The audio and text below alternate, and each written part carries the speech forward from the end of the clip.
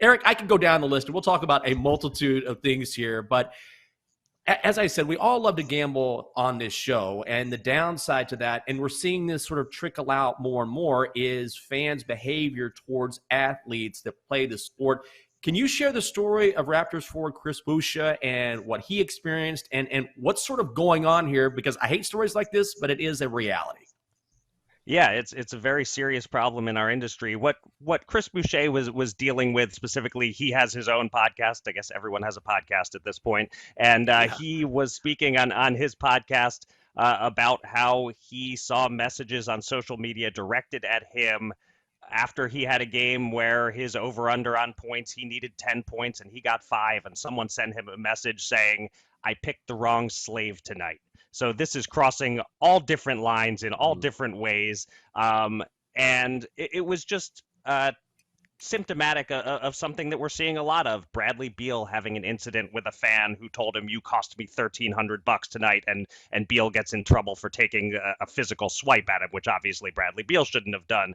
But we're seeing this all over the place with sports bettors who they can't vent in the appropriate way. I'm sure we've all been there. You lose a bet, you're frustrated because some athlete messed something up and it cost you a bet, and you mutter a curse word under your breath, or you take your hat off and throw it on the floor, and then you take a deep breath and you move on. These sports bettors who don't know how to behave under these circumstances and take it out on the athletes and say something negative on social media, often anonymously, or the worst case scenario so far was the one from a few years ago with that better Benjamin Parlay Pats, who was actually making death threats at athletes and ended up, in legal trouble for it, and was ended up getting a sentence of 36 months probation, et cetera. That's the worst we've seen so far, but I have concerns about what if it gets even worse than that? What if we haven't seen the worst of it yet? And could this be the thing that actually takes down our industry if some aggrieved bettor gets violent with an athlete? Right, but it's not the first time that we have seen fans behave badly. Like, even before the times Right. of gambling, when a team would cost a player a World Series or whatever, people would act badly towards said player and, send him death threats, whatever. So it doesn't seem like super specific to gambling, but you're right. Like, we've seen way more of this lately. So what do you think the solution is? Or do you think there is one? You're absolutely right, Chelsa, that this is not a brand new thing. This has been going on. It's getting a little more attention now, and with athletes sometimes singling out the gambling element of it that they're spotting. Especially we saw it with college athletes as well, that there was a college basketball coach at Dayton who specifically said, "My players are receiving threatening messages from gamblers." So and of course, before sports betting was regulated and legalized, it was available offshore, and so it was happening there too. So this is definitely not a brand new thing. But as far as what can be done about it, it's tricky. People are starting to make some moves. There's a legislator in West Virginia named Sean Fluharty, who we actually just interviewed him for our podcast, Gamble On, this week. It hasn't gone up yet. It'll be going up soon. He has legislation that did not pass, but he's going to keep trying with it to try to ban any bettors who cross this line from having access to sports books. That's a start. I mean, obviously, the Parlay Pats example, you're talking about someone who crossed a criminal line by making threats, and so the authorities can get involved. But most of this stuff, if somebody calls an athlete their slave on Twitter, that's not crossing any legal lines. You can't arrest someone for that. So it's up to the regulators and the sports books to put some rules in place that we can ban these people from using our services, from being allowed to sports bet. But it's incredibly difficult to police. Obviously, so many people on social media are anonymous. We can cast as wide a net as we want, trying to catch these people who are behaving this way. Only a small percentage of them are actually going to be traceable back to a real name and an account. So it's one of those things where I think it's going to be very difficult to crack down on, but I think the starting point that we're seeing is some legislators discussing it. I think the sports books, there was actually also a meeting recently, the Vegas-based organization U.S. Integrity organized a big meeting with like 100 different regulators and operators, executives, and all that to just discuss this problem and what can be done about it. It's one of those things where right now we're at the point where everyone is acknowledging this is a problem. I don't know that anyone has figured out the solutions yet, and I'm not sure we ever will figure out a really comprehensive solution, but something that at least puts that idea in gamblers' minds that if I vent on an athlete, there will be consequences. Some sort of deterrent is needed at this point, certainly. We're talking with Eric Raskin, managing editor and media director at usbets.com. Also podcast co-host that he's the Gamble On podcast that he mentioned with John Brennan. So Eric, Chelsa touched on this a little bit, but I know there's going to be people listening who say, well, this has been going on forever. We saw it with fantasy sports where you cost me my pool or you cost me a game. But why is sports betting different than that? I mean, it's not entirely different. I think especially it's interesting that Chris Boucher, the Raptors player, pointed out he dropped the word parlays in there. People betting all these parlays, that's part of the problem. And at first I was like, well, a sports bet is a sports bet. But the more I thought about it, fantasy, parlays, there's some common threads there with you're trying to turn a little bit of money into a lot of money.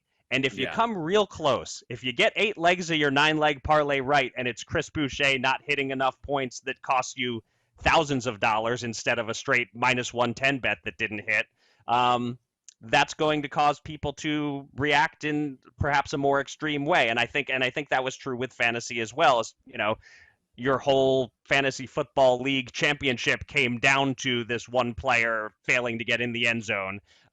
You're going to react in a different way than if you had a straight bet on his team to win or lose. So I think I don't know that it is entirely something different or entirely something new.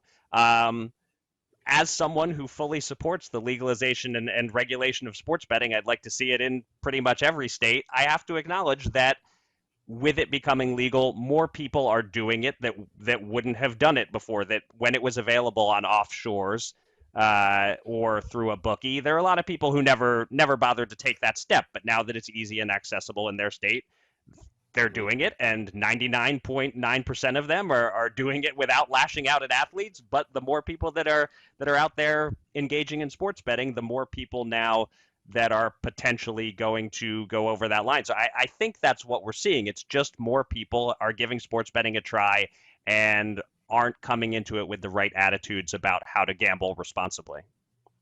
Right. I think it's the minority that's ruining it for the majority of us who act normal and treat athletes like human beings. As somebody who's been covering the sports betting and gambling industry for a long time, like not just in the past 5 years, like decades, what do you see for the future of this industry moving forward? Because right now it's very interesting to me because the sports betting industry is like a rocket. Like we have seen these past couple of years where it's taken off into space.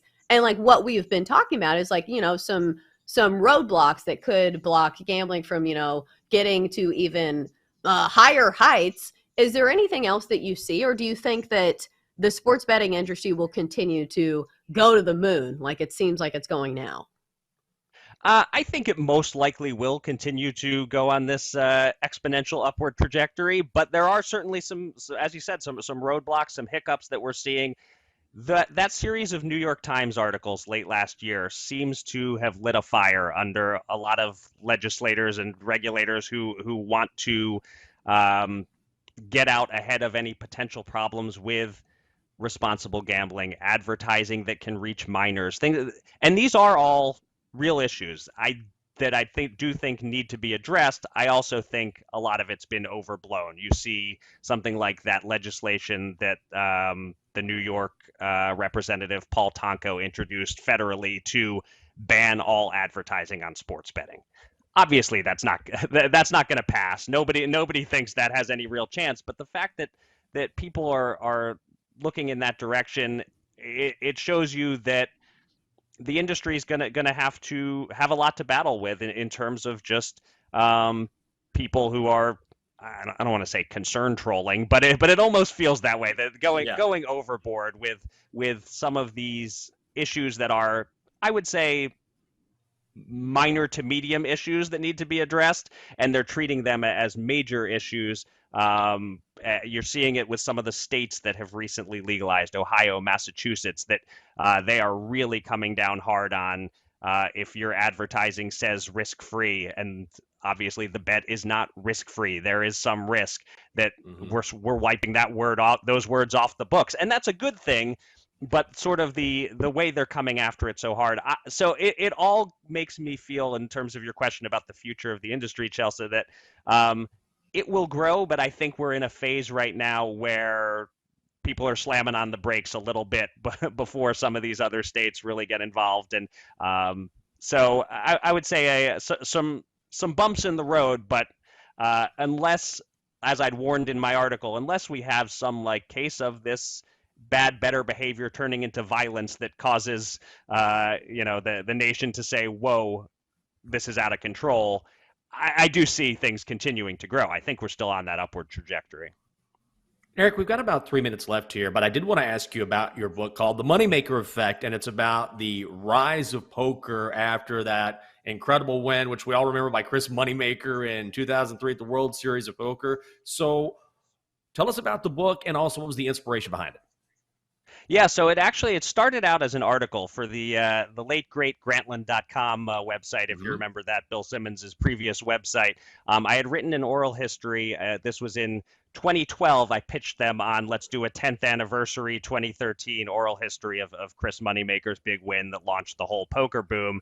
And as I was gathering my interviews for that oral history, I interviewed about 30 different people who were there and involved that year. One of them, the Phil Hellmuth, as I was interviewing him, he was saying, "This is just going to be an article? Come on, there's way too much here. You should make this a book." So he planted that seed in my head. I completed the article, but along the way sort of realized I was going to have a lot of material on the cutting room floor. So it ran as an article in 2013. In 2014, we published it as a book.